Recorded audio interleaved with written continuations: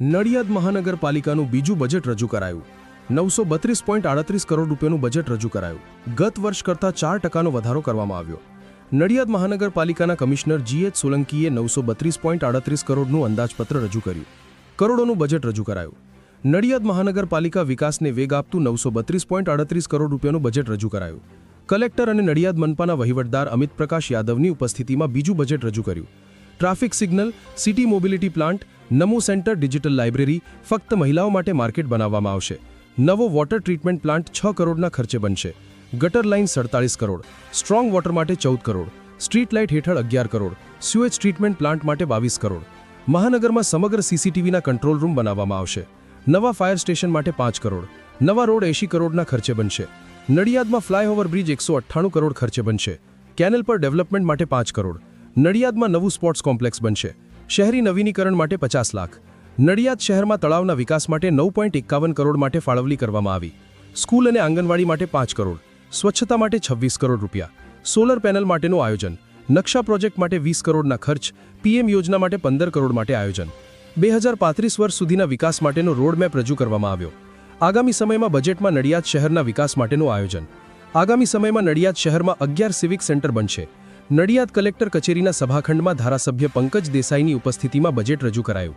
આગામી સમયમાં hospital, school, આંગણવાડી, sport complex, heritage development, નવા ગાર્ડનને વિકસાવવામાં આવશે। દરેક વર્ગને આવરી લઈને આ બજેટ રજૂ કર્યું municipal commissioner. Reporter Sachin Pandya, Nadiad. Budget ખૂબ સુંદર છે। મેં બજેટની વિગતવાર ચર્ચા કરી છે।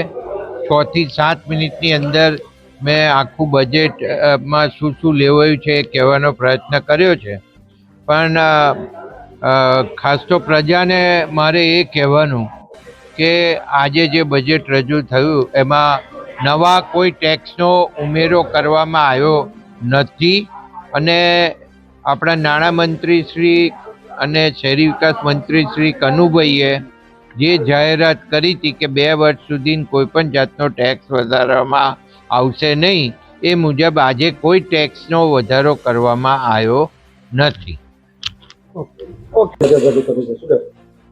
આજે નડિયાદ મહાનગરપાલિકાનું 2026-27નું બજેટ અમારા વહીવટદાર અને કલેક્ટર શ્રી ખેડા તેમજ નડિયાદના માન્ય ધારાસભ્યશ્રીની હાજરીમાં રજૂ કરવામાં આવ્યું।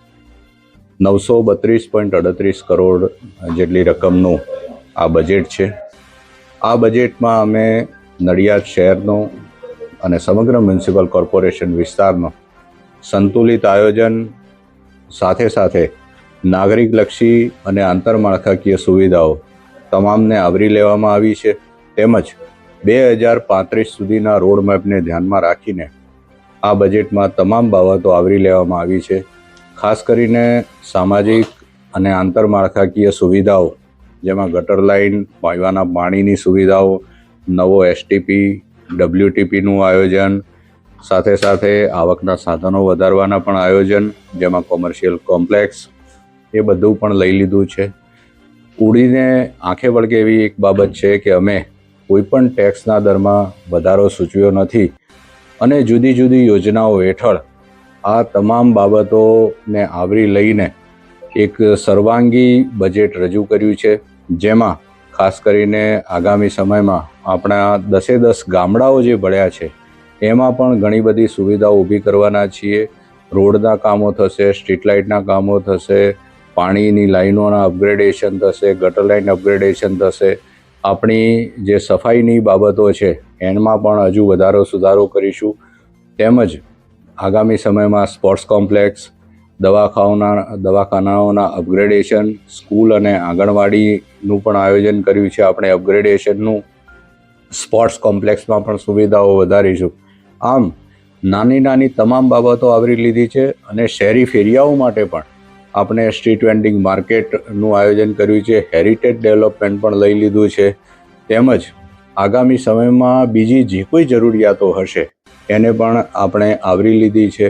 ગાર્ડન અને તળાવ, એમનું પણ તળાવનું ઇન્ટરલિંકિંગ, નવા ગાર્ડન બનાવવા, સ્પોન્જ ગાર્ડન તરીકે તલાટી ગાર્ડનને વિકસાવો, કેચ ધ રેઇન કેમ્પેન અને પ્રાઇમ મિનિસ્ટર આવાસ યોજના હેઠળ સ્લમ રીડેવલપમેન્ટ કરવું અને લોકોને એફોર્ડેબલ હાઉસિંગ પૂરા પાડવા એ પણ અમે આ બજેટમાં આવરી લીધું છે. આમ એકદમ સંતુલિત અને દરેક વર્ગને આવરી લઈને આ બજેટ તૈયાર કરવામાં આવ્યું છે, જે લોકોની અપેક્ષાઓ ઉપર સંપૂર્ણપણે ખરું ઉતરશે એવી મારી અપેક્ષા છે. ઓકે.